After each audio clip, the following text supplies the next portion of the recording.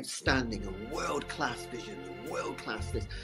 I'm a real leadership geek, honestly. I've spent my whole career reading books and chatting to people. I just find the whole thing and the announcement, the way it's been announced, bizarre. If you could move away from a model where teachers are so intensely focused.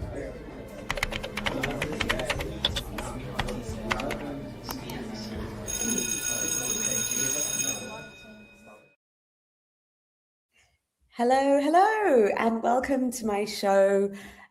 This is actually my first one for 2026.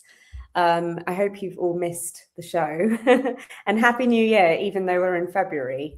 But I was doing quite a bit of traveling. So I think the last time I spoke to you all, I was just about to head off to Mauritius. And then I also went to Dublin over the New Year and then to Amsterdam. So I've just been, off traveling everywhere. And it's been really nice. And actually, when I came back in January, I went to the BET education show at the Excel as well. And because TTR had a stand there. So I met some of my colleagues at TTR in person for the first time, which was really nice. It was, I've been doing this for a good 6 months now, but I hadn't actually met any of the other presenters in person. So that was quite nice. And I always forget how big the Excel is. It's absolutely huge.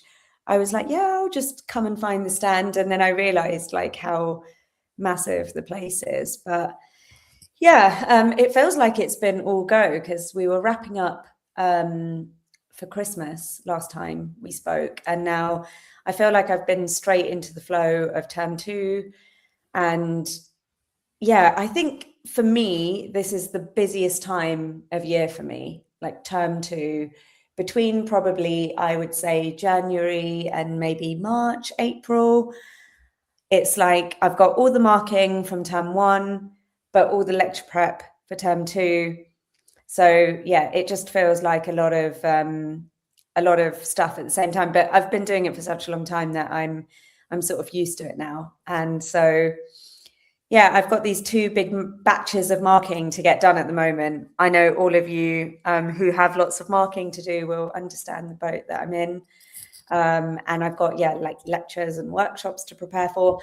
But I'm watching plenty of trash TV in between, so it makes it all very, very bearable. Anyway, let's get into today's show. I have my guest, Rebecca Pearce, here with me. She is my colleague at the London College of Communication. She's a senior lecturer and your course leader as well, aren't you, Rebecca? Yep, I'm a course leader at LCC, part of UAL. Great. So how are you, Rebecca?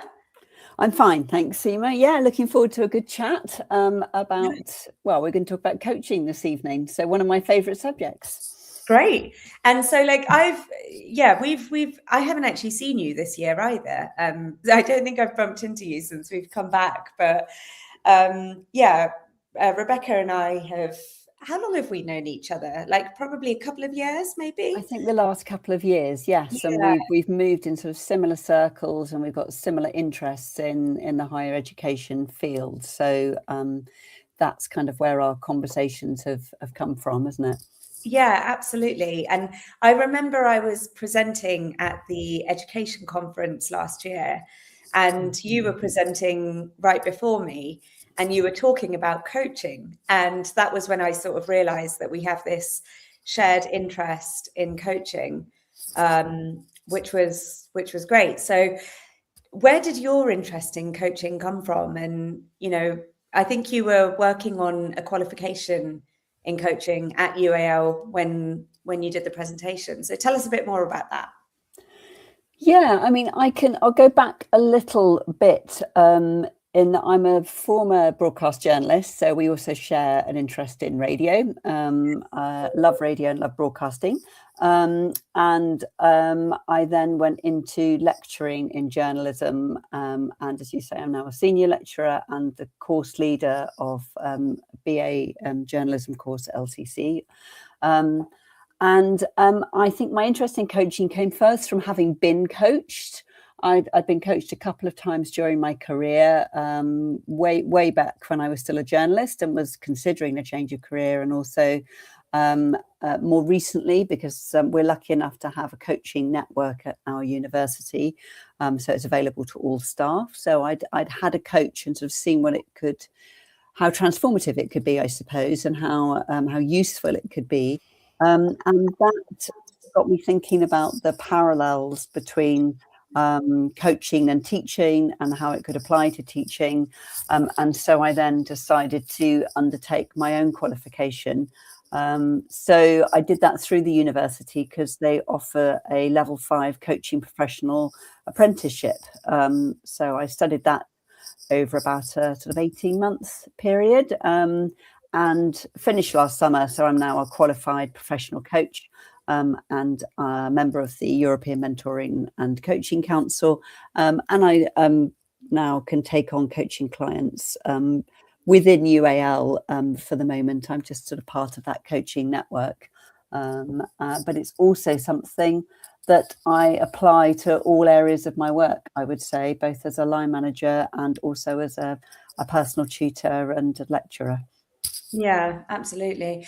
I mean, that's brilliant and fascinating at the same time. I mean, it's good that you were coached first, and that was sort of what got your attention and drew you towards it. But also, it's interesting that you pursued the qualification because you saw the parallels with teaching. So, and in terms of like where maybe there could be crossover and I guess beneficial aspects in terms of integrating the two.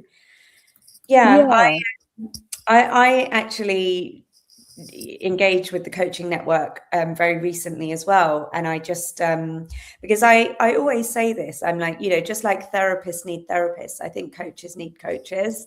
And so I thought it would be really interesting for me to take up some coaching, and I feel like you learn so much from being coached. Yeah. And yeah, what was your sort of experience like when you undertook it?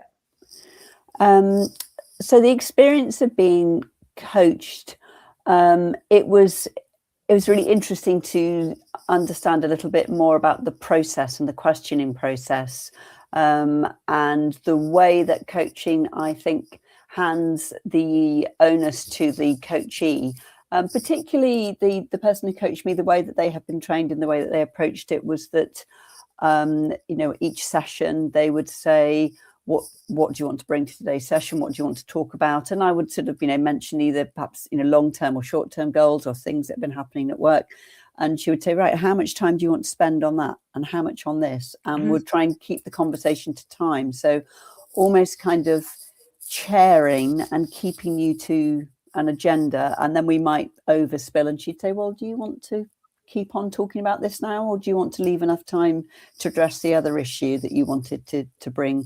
And so just that kind of process of realizing that somebody was keeping an eye on the conversation and trying to guide you through it, and the kind of questions, the incisive questions. And that's when I also started to see the parallels with journalism as well, because obviously journalism is all about asking those incisive questions and trying to get the best out of people a lot of the time. And it felt like I sort of had a similar skill set already, and that perhaps I could use it in that area. Yeah, I agree. I think I feel like the things that really jump out for me in terms of skills of a really good coach are, yes, that ability to ask really good questions, and then that ability to listen. I feel like they're both so fundamental to coaching. But, you know, it's funny because there's so many terms that fly around, right? You know, coaching, therapy, counseling. And I feel, and there's so many different types of coaches, right? Business coach, life coach, sports coach, all these different, you know, types of coaches. And I think that there's a lot of, I think people have a lot of questions about, like, well, what is coaching? And, you know, what kind of coach are we talking about here? And I feel like, I don't know about you, but I feel like coaching is it's like a skill and a tool, and it can be applied to any context or any field. So yes, you as a coach might have, you know, a specialism based on experience. So all of the kind of clients that I have are in a corporate context, and so that's where I specialize. But in terms of the actual coaching skills themselves, I feel like they're almost universal, and then they can apply to sort of any setting. Would you agree with that, or what do you? Absolutely, yeah. And I think it's interesting when you try and explain what coaching is. And I still have friends who think that I've done a counselling course and say, you know, oh, you must be a great counsellor. I think, well, it's similar, but it's different. And the way that I have explained it, or tried to sort of split it up into, you know, the different roles to people, is that I would describe coaching as you're being a thinking partner.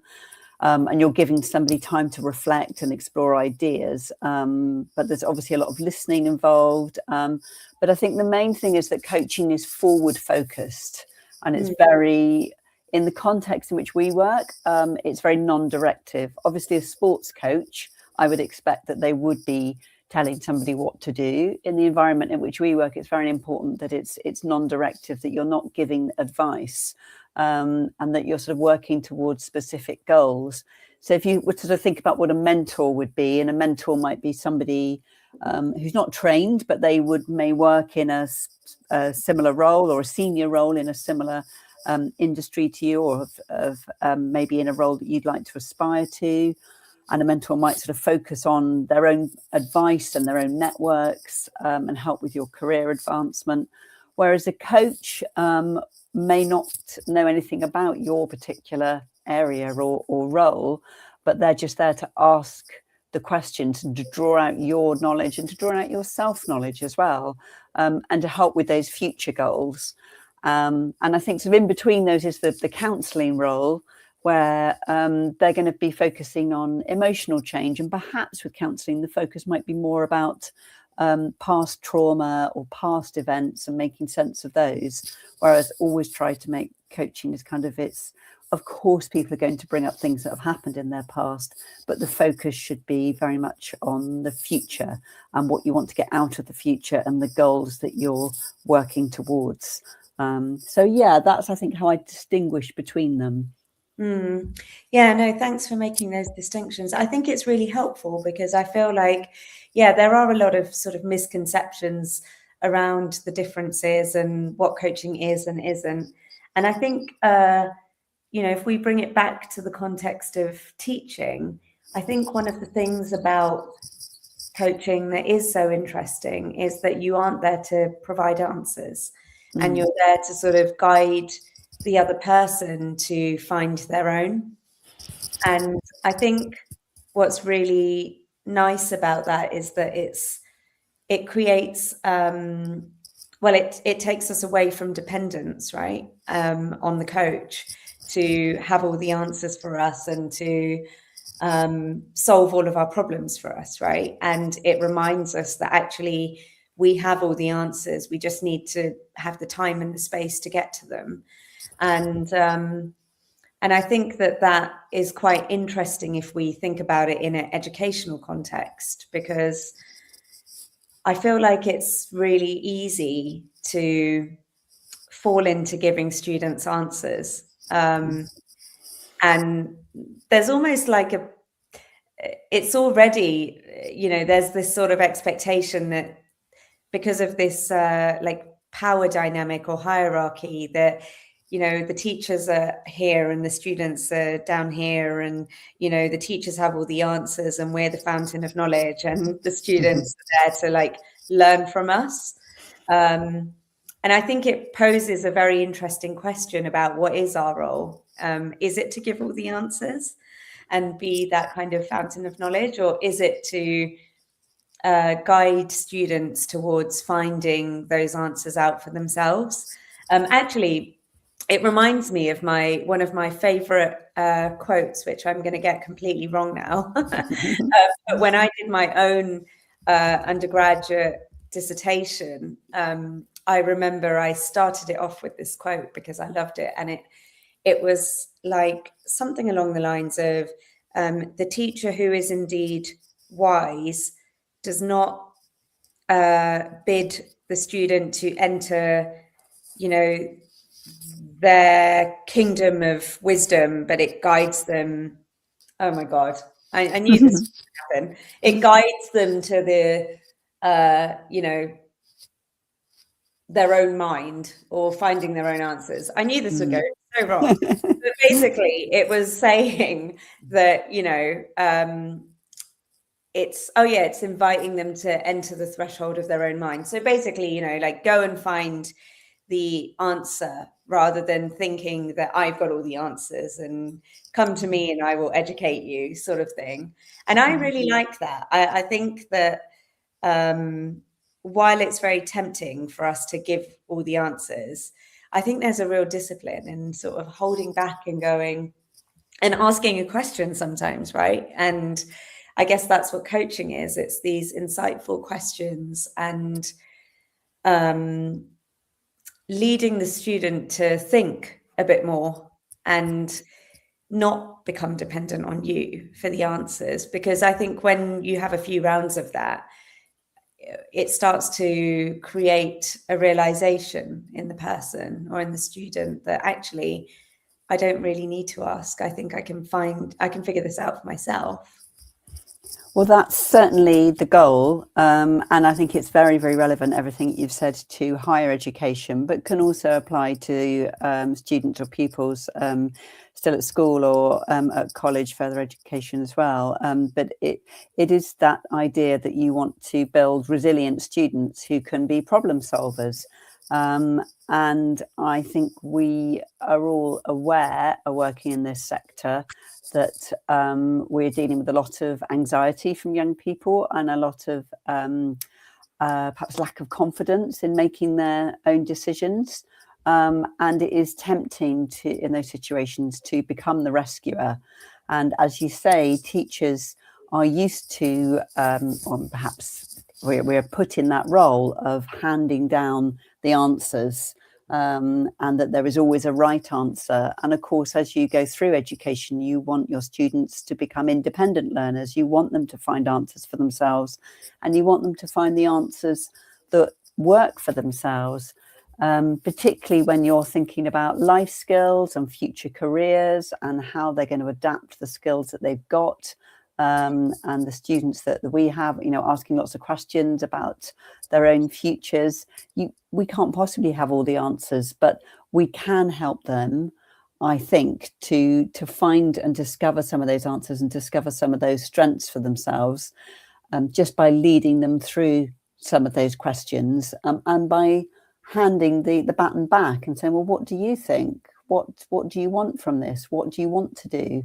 And giving them a bit of time and space to discuss and to think about that, rather than saying, well, I know what you should do, or you should do this, or my advice would be, if I was in your situation, or worse still, which I think can be a habit amongst teachers, when I was your age, what I did was this, or if I were you, I would do that. And we know times have changed, and what we might have done when we were undergraduates or when we were at school, we were growing up in a different world, and those our answers wouldn't necessarily apply anymore. So it's up to us to help guide students to find their own answers. Yeah, absolutely. I couldn't agree more. So just a reminder that this show is brought to you in partnership with Hachette Learning. They are publishers of professional development books and resources that support great teaching and learning in schools around the world. So if you want to level up your professional development today, you can visit www.hachetlearning.com and explore their full range of titles. You should also be aware that Teachers Talk Connect is back for 2026. It's the annual CPD and networking extravaganza. So if you want to join the TTR team, It's happening on Saturday, the 14th of March in Manchester. The tickets are free, so you can grab yours at ttradio.org/connect 2026. Good stuff. I think, the point that you made about, young people experiencing a lot of anxiety, I think it's really interesting because I've been reading about how teachers are facing a lot of anxiety and I guess a lot of pressure as well. And I just wonder, are we placing more pressure on teachers that are already, overwhelmed, if we start saying, start learning and using coaching skills in your classroom and, we should be doing more of this? Or is it actually going to eventually help to alleviate some of that pressure? Like, what's your perspective on that? Because just for context, in the last show, we were talking about how, we were talking about teachers as sort of entertainers, and our colleague, who you also know, Konstantinos, was with me, and he had some great stories, and he was talking about how we should be like actors and clowns, and it's really important in terms of student engagement. But it feels like everything's important, right? But is all of this too much pressure on the teacher? If we're now saying, understand and learn coaching skills and do this too.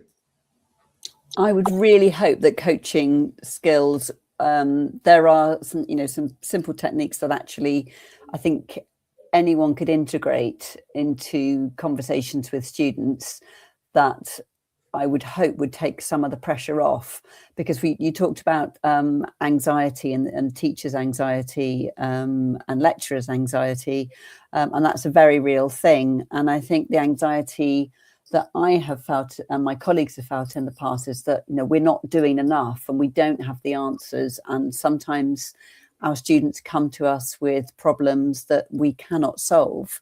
And as a teacher, obviously, it is our instinct.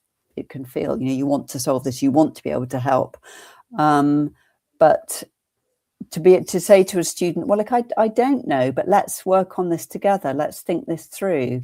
What do you think? What about this? And there are, various techniques and frameworks for doing that, and suggested questions. And I think the joy in that is you watch somebody, a student, a colleague, who might come up with their own solution and go, actually, I suppose I could do this. And I hadn't thought about that. And it's just by having a bit of time and space, or sometimes just somebody saying, well, you've mentioned that. Why don't you do that? Why haven't you done that? And possibly the barrier that they've presented is not necessarily a real barrier, or it's something that you can talk through. What I always say to colleagues when I talk about using coaching is that obviously if a student is in distress, if a student is coming to you with a very difficult problem, we can't fix it, and that is when we really look to refer a student to specialist services. Coaching is not going to solve those immediate crises, and that's not what we're here for. And sometimes some of our students need the involvement of mental health professionals, or they need counselling or so on. But I do think there are sort of other issues within that academic realm, or anxieties, if you like, that you can talk through and unpick a little bit. And a student is more likely to act on a solution that they have found themselves rather than an answer that you have given them. Whatever they say to your face, and I'm sure we've had that experience of, yes, I'm definitely going to go and do, yes, thank you very much, I will do that. And you discover further down the line that actually they didn't take your advice and they didn't contact that person or do the thing. But what you hope is that if it's come from within, if it's come from them, they are much, much more likely to act on it and to find their own solutions. Yeah, absolutely. And I think you're right. There is a lot of pressure on teachers to have all the answers. And I think that can definitely be a cause of anxiety for teachers.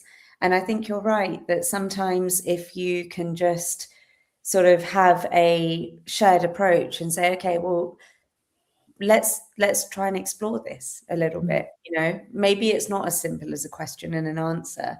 And I think what we're saying here is that you don't need to become a fully qualified coach to practice coaching skills in your classroom, right? Absolutely. Yeah. And I think what we should do now is, because we discussed this a little bit off air, is there's one particular coaching model that is quite, once you get your head around it, it's quite a simple one to remember and execute, right? Yeah. And I think it's something that we all already naturally sort of do sometimes in conversation, but perhaps not in, you know, a particular order. And but also, I don't know about you, Rebecca, but I remember the first time that I used this. The thing that I realized is how hard it is to not jump in with an answer or a piece of advice, and actually to hold back my own opinions and my own sort of judgments and ask a question instead. Because I feel like, you know, we do all sort of rush to advise, especially when we care. Especially when we care, we want to sort of say, oh no, but why don't you try this? And why don't you do that? But there's something really powerful in holding back, because when you give it the time and you ask questions and then you observe someone coming to that answer themselves, it's really quite powerful. Yeah, absolutely. And it is that having to bite your tongue when you start doing coaching, biting your tongue, whatever it takes, not to jump in. And there is a well-known coach who's authored lots of books called Michael Bungay Stanier, and he calls it the advice monster. You know, that we all have that advice monster within us. And as I sort of mentioned before, you know what you should do, and this is what I would do. And as soon as you let the advice monster out, then you've stopped coaching. So yes, it's a difficult thing, but it's also actually the simplest thing. Just to, you know, I say to people, shut up and listen. Just shut up and listen. Just don't jump in. Don't assume you have the answer. Don't listen to students and just think about what you're going to say. Actually, really listen actively. But yes, we do. We have a framework that we could share that I hope might be helpful to people listening, that they might be able to use in their own practice. Absolutely. So how about this? So I think, why don't you talk us through the framework, and then we can sort of role play. So I'll be the student, you can be the coach or the teacher, whatever. And I was actually, I was doing my own master's not long ago, like last year. So hopefully it won't be too hard for me to get back into the mindset.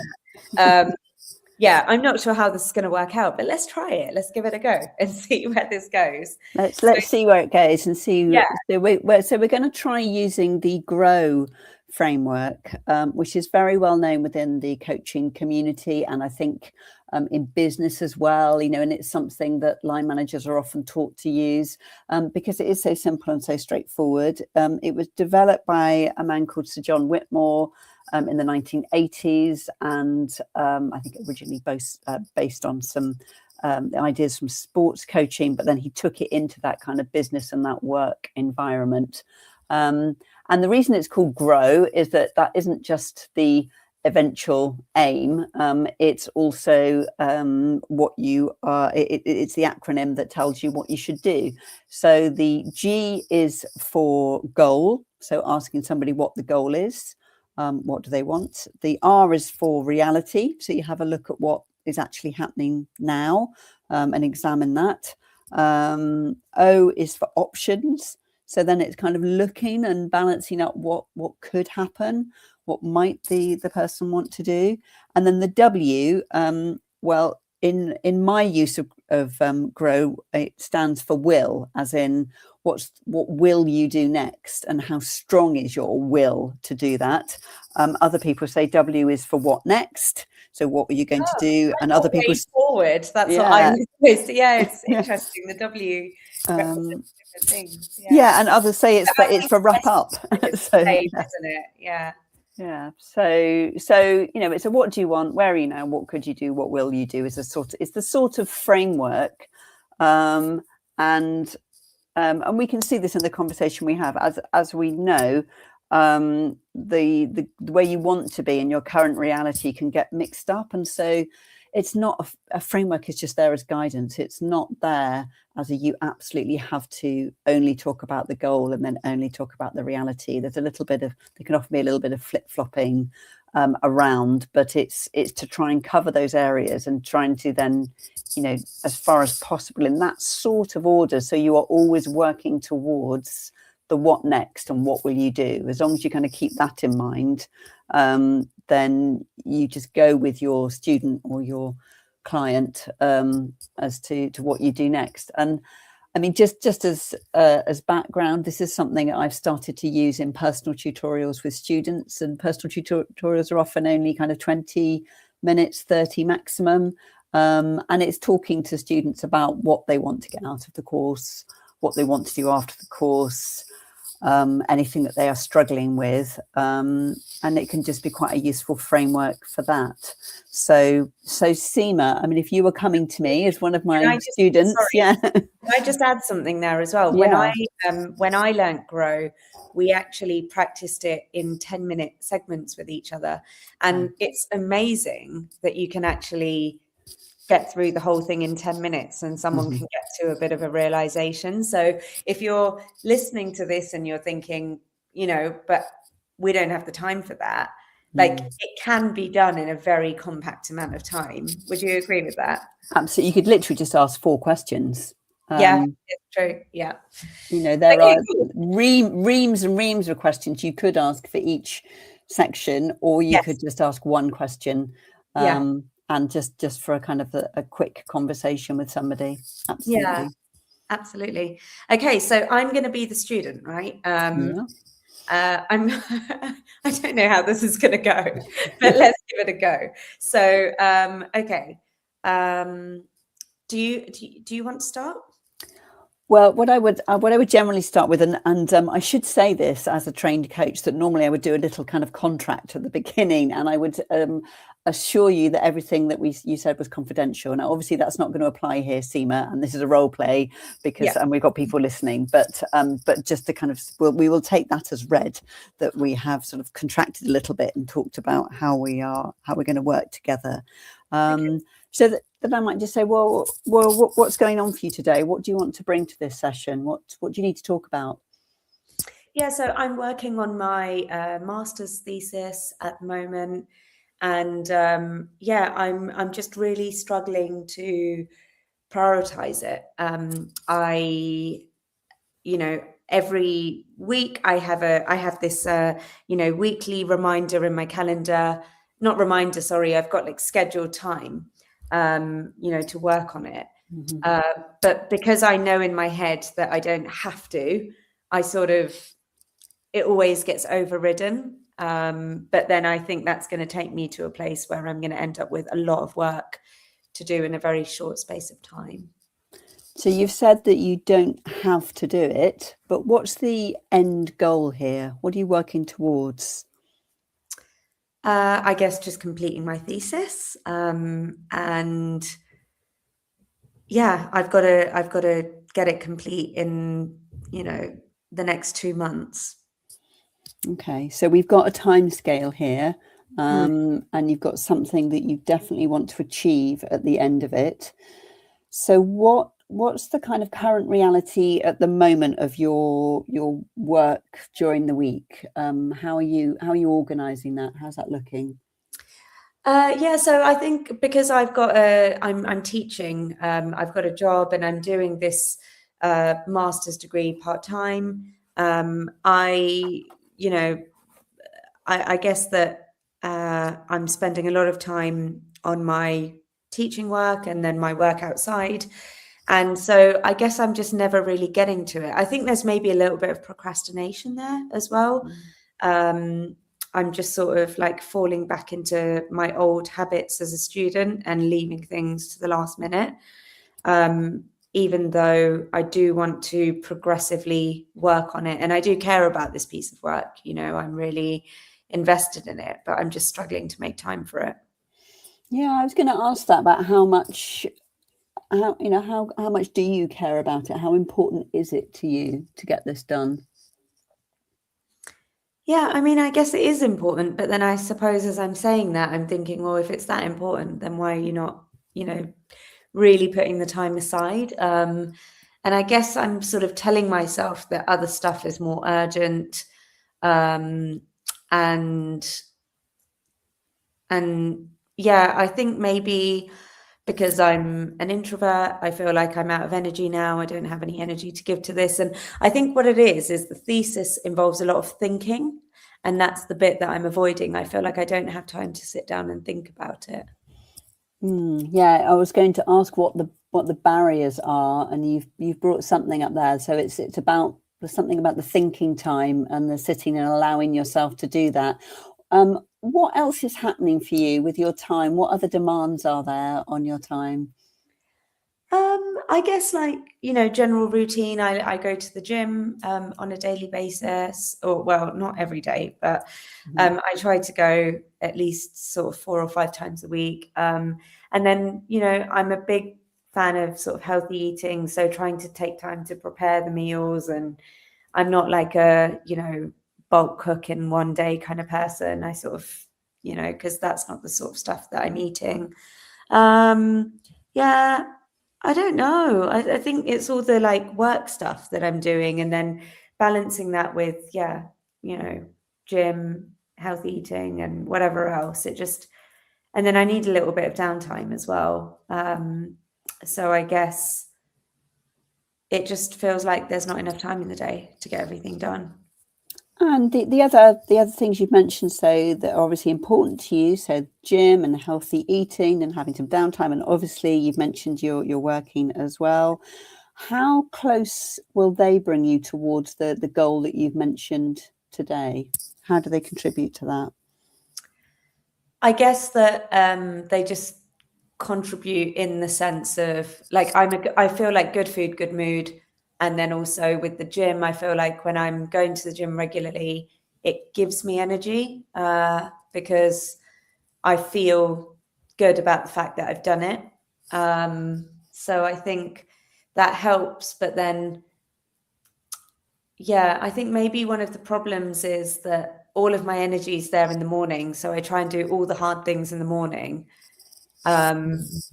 And then later in the day, I sort of feel like it's harder for me to sit down and think.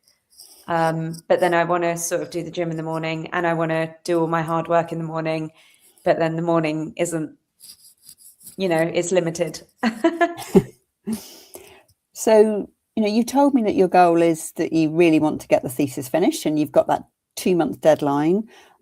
We've had a little look about what's going on with your time and how you're spending it. And it's interesting that you've just talked about energy levels and when you've got your most energy and how you're spending that energy at the moment. So where does that leave you with your options? What direction do you think you could go in to try and solve this problem? Well, I don't go to the gym every day, as I mentioned. So maybe I can try to schedule this in the morning on the days that I'm not going to the gym. Because I don't need to work on it every day. I just need to give some dedicated time each week. So I suppose that's one thing that I could do. Yeah. Anything else?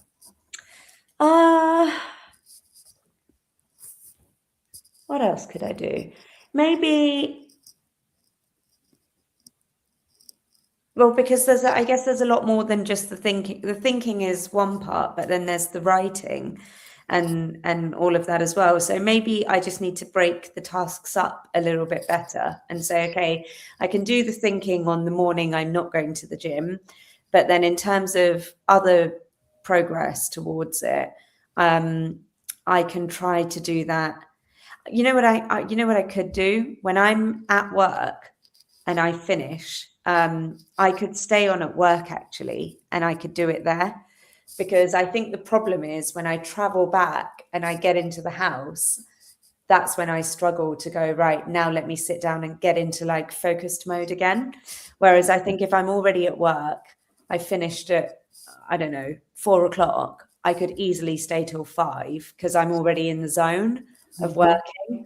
And then that 1 hour could probably be really productive. I didn't think of that before, actually. I think that's a really good idea. Well, that's great to hear, because that's an idea that you've come up with. So possible options that we've explored are some dedicated time in the mornings when you're not exercising, that there might be some thinking time around then. And you talked about being spending that time just a little bit more when you're in that work zone, hanging on for an hour rather than going straight home, and getting into back, staying in your focused mind, perhaps doing some of the writing there.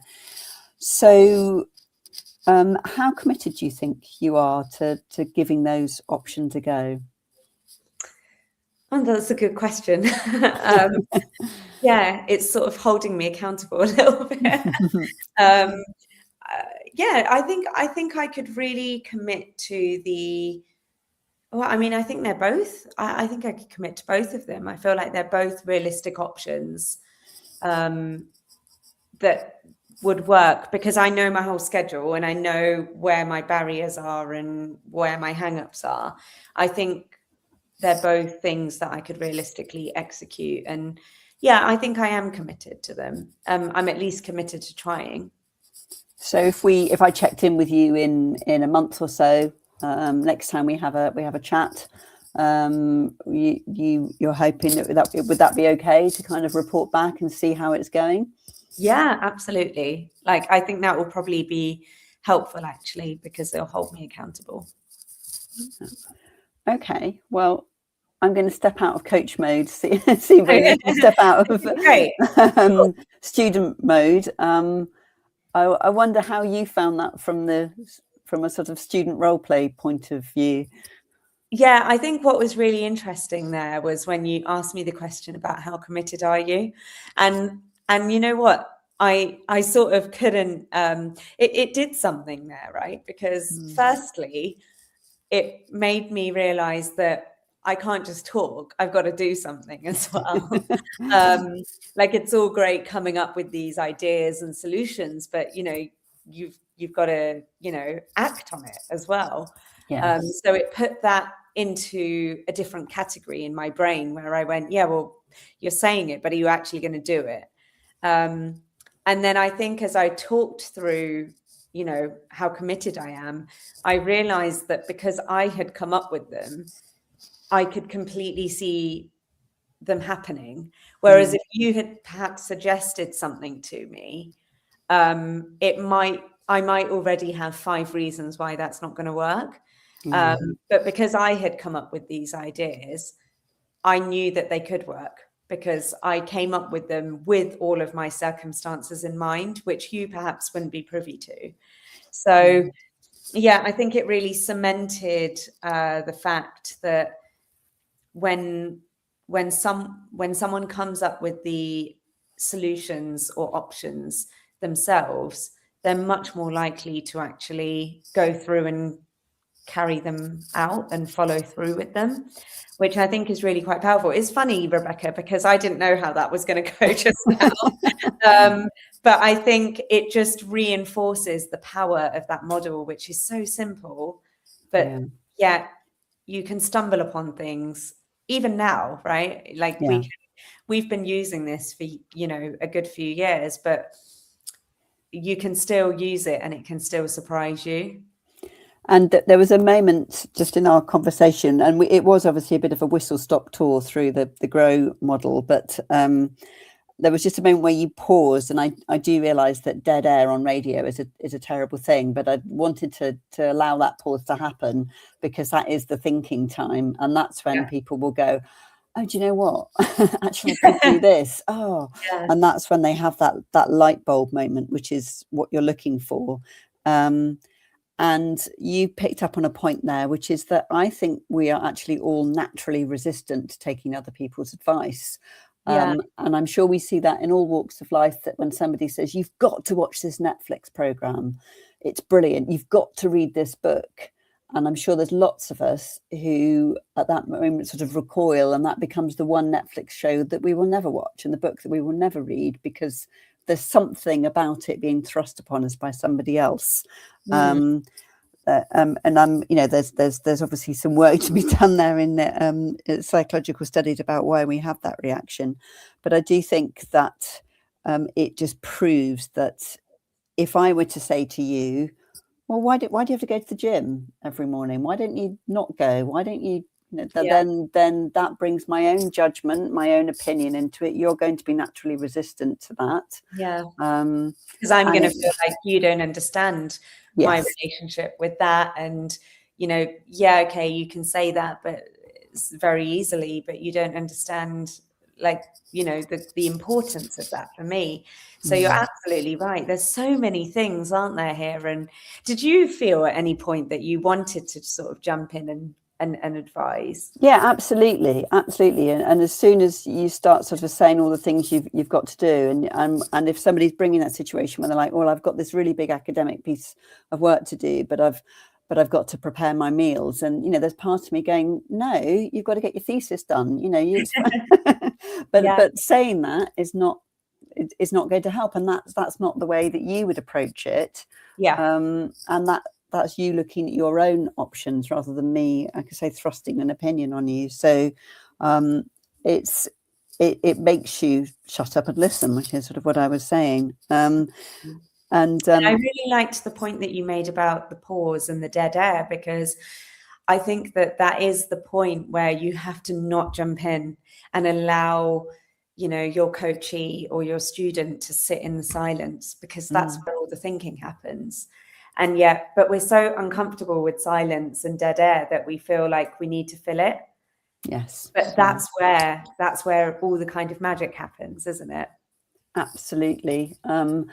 And I mean, just some of the sort of situations that I've used, I mean, that was a good one about trying to get a piece of academic work done. But, some of the work I've done with students using this as just a sort of conversation tool is it's just reflecting on, what they're going to do after their degrees, what do they want to do, and what work could they be doing towards that now, and just to, imagining those possible futures, and students sort of saying, oh, actually, I suppose I could be researching MAs right now. I could be looking into them and see if that is what I want to do. And maybe if I research what jobs are in the field I'm interested in now, when they're in sort of first or second year, that might help take some of the stress away of worrying about what I'm going to do after graduation. But all those, which in a way they're quite little actions, but again, it's quite powerful for a student to think through that for themselves and then to commit to an action. And of course, the trick is that then checking back with them and saying, well, how did that go? And did you do it? And that does take time, and it takes staff time, and we don't always have the time, but sometimes I've just sort of stopped a student in the corridor. Hi, how are you doing? How's it going with the, with the MA research? How's it going with the whatever it is? And so you kind of do those mini check-ins that way, rather than necessarily having to have a formal meeting each time. And I think that can just help keep the students on track with sort of, I would say, minimal intervention from me. And when we're talking about trying to relieve workloads and so on, that's certainly what we want to do. Yeah, absolutely. I think that there's also that real power in the questions that you ask. And I think if you want to, anyone that wants to utilize this sort of model, I think, really thinking, really listening, because that's, I guess, what enables the good questions, right? When you just listen and then you sort of sometimes reflect back what someone's just said, which you did quite a bit there. You sort of reminded me of what I'd been saying, which was quite nice, because sometimes we just have this stream of consciousness, but we don't actually hear ourselves properly. And then you can sort of say, well, you just said this, and I'm going, oh, is that what I said? Sort of thing. but then, yeah, like it's quality over quantity, isn't it? It's not loads and loads of questions. It's the right question at the right point, and it really can. I think the more you practice using it, and you can practice this in daily conversations in any context, right? Like when we're talking to our friends and our partners and our colleagues, and they come to us with something that they're struggling with, sometimes rather than advising them or sort of jumping into that, it's really good to just almost very privately take them through Grow. I mean, I don't know about you, but I did. Well, I've definitely used this with my children, and which I have to be careful about admitting to on air because I'm not sure they would notice. But because it's I've very naturally, isn't it? Absolutely. I mean, I think the technique of not jumping in with a solution is a really, really good one to use with teenage and teenage plus, children. That you're not always there with the solution, that you do help help them to think it through. And so I've certainly used that approach when I've had my children being stressed out by exams, by schoolwork, by life, by friendships, all of those things that happen. Sometimes the first question just has to be, well, what do you want out of this? Where are you trying to get to with this? What's the end point? What's the solution that you can envisage? And then have a think about, well, what's actually going on? Well, what would your options be? What could you do? That can work in a conversation where anyone in your life is kind of perhaps asking for advice or just coming to you with a problem. Helping them to find a solution is a very powerful thing to do. Yeah, and you're sort of gifting them a bit of confidence as well, because when we sort of give them all the answers, we're almost telling them that, whenever you're having a struggle, come to me, I'll give you the answer, and then it'll all be fine. But if you can allow someone to come to you and then in your presence find their own answer, there's something really powerful in that. And, they will eventually come to realize that actually I do have all the answers. I just need the time and the space to find it. And I think the way that life is nowadays, we're always so busy. We just don't have time to think. And coaching is just almost like a space where you can think, in the presence of another person with some, good, powerful questions interjected. But yeah, it's really like a space to think. And then when you get used to coming up with your own answers, then you can practice that on your own. And it definitely makes you more confident in your ability to sort of handle life and handle things that are going on. I think it's quite dangerous to always be handing out advice, particularly to family members who can come back and say, well, that didn't work. I did what you said. And it didn't work. And I'm sure we've all had situations like that. So if my things don't work, I can't say to you, oh, Rebecca, that was really bad, like it didn't work, because it was me that came up with it.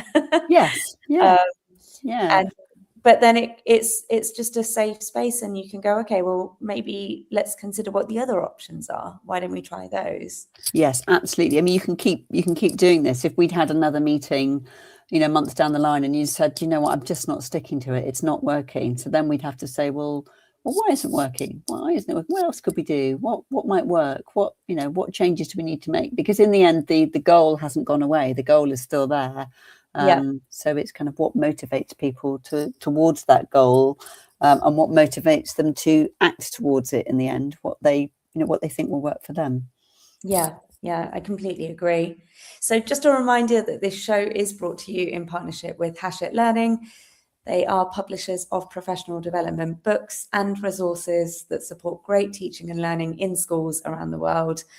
So you can level up your professional development today and visit hachetlearning.com to explore their full range of titles. Rebecca, you mentioned that you've been integrating this into tutorials with some of your students, and I don't know if I mentioned it to you, but we actually also launched a coaching program for our MAs this year. Right. And it's the first time we've done it, and it's been so interesting. It's been so powerful because it's really helped give us an insight into the students at an individual level, right? And really kind of build stronger relationships with them. But then also when we mark and feedback on their work, we can see the things that they've talked about showing up in the way that they're doing their work. I had this one student, and she, during a bit of coaching, talked to me about how she struggles with this, like, trying to be too perfect with the work and really get it all right, and then she kind of overthinks it, and she's not sure which direction to go in because there's so many different options that are running through her mind, and then she sort of gets it sort of overwhelms her. And when she submitted a piece of work which I was marking, I remember I looked at it, and it was perfectly polished, beautifully designed, really well written. But in terms of the actual content, it was her ideas were very fragmented. And when I saw that, I completely understood why, because I'd coached her. Because or I'd used coaching when we had a tutorial, and I'd understood what her sort of mindset was. Whereas if I had read that piece of work and I hadn't had that conversation with her, I definitely wouldn't have been able to link it to anything. I would have just thought, oh, she's just not focused, and ideas are all over the place, and this is what she needs to work on. But I was able to sort of feed back to her in a much more productive way because I understood what was going on. And I know that not everyone is going to have the time to do that, but we all end up having conversations with students here and there. And as you said, it can just be a few simple questions, but it completely shifts the onus and takes the conversation in a different direction, and allows the student to sort of think for themselves for a moment. So yeah, I think it's really, really quite powerful. I'm conscious of time. I don't even know where the hour went. It's gone very quickly. Yeah, it's gone really fast. But we always I always ask my guests to do like a quick masterclass at the end of the show, just for our listeners to take something away. So what would be actually great, Rebecca, is if you could do a very quick reminder of Grow, like sort of summary of how it works, so that anyone that wants to use it in their classroom or in their conversations outside as well can use this. Absolutely. So if you want to remember what GROW stands for and what to do with it, so G is goal. What do you want? Quite obviously, what do you want to get out of this conversation, but also what do you want further down the line? What are you working towards? R is for reality. Where are you now? What's going on? What's happening? And importantly, what barriers are in your way? So really considering what's stopping you getting that goal at the moment. O is for options. So starting to look forward. What could you do? What options are available to you? What directions could you take? How can you conceive of how to take those next steps? And then W for will, or for what next. What will you do? Will you commit to it? And what are your next steps to make your goal happen? And that's a little bit of testing commitment there as well, about how committed somebody is. So that is your very, very quick and easy guide to Sir John Whitmore's pioneering GROW framework. Yeah, absolutely. And as Rebecca mentioned, this is a really sort of popular model that's well known in coaching circles, but naturally there's lots and lots of information online about it. And what you might find particularly helpful is to just kind of look up what sort of questions come under each of the areas, right? Because it can give you an idea of these kind of questions can be used to establish the goal, these kind of questions to establish the reality, etc. And when you get your head around that, I think you only sort of have to like look at it a couple of times and then practice it, and then it just becomes second nature. And I think that's the beauty of the model and, its simplicity. So, Rebecca, thank you so much. And it's been so great to have you on the show and to have this conversation on air.